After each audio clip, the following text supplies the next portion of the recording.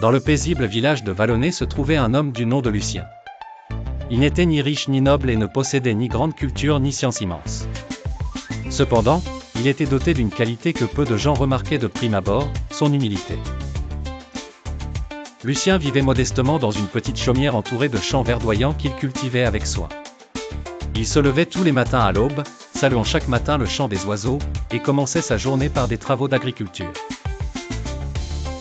Bien qu'il ne possédât pas beaucoup de terre, il en tirait suffisamment pour vivre confortablement sans jamais se lamenter sur ce qu'il n'avait pas.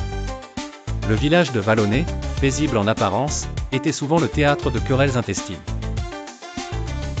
Ces querelles étaient alimentées par l'ambition et l'avidité de quelques notables. Chacun cherchait à gagner l'estime des autres par la démonstration de sa richesse ou de son savoir.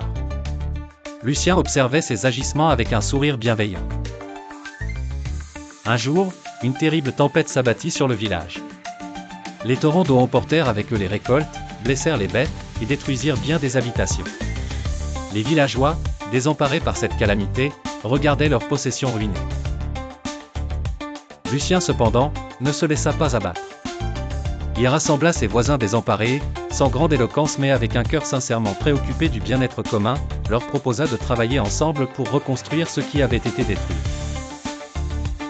Nous avons tous perdu quelque chose, dit-il simplement, mais ensemble, nous pouvons tout reconstruire. Ces paroles, dénuées d'orgueil mais pleines de simplicité et de vérité, éveillèrent quelque chose dans le cœur des gens. Peu à peu, ceux qui étaient jadis en concurrence unirent leurs forces. Avec patience et solidarité, les habitants de Vallonné relevèrent leurs fermes et leurs maisons. La reconnaissance ne tarda pas à se manifester à l'égard de Lucien. Mais contrairement à beaucoup, il ne s'enorgueillissait ni des louanges ni de la reconnaissance qu'on lui attribuait. Il continuait à labourer ses champs et à vivre humblement. Rappelant souvent à ses voisins que ce n'est pas celui qui parle le plus fort, mais celui qui agit avec le cœur qui est le plus éloquent. L'histoire de Lucien devint légendaire à Vallonné.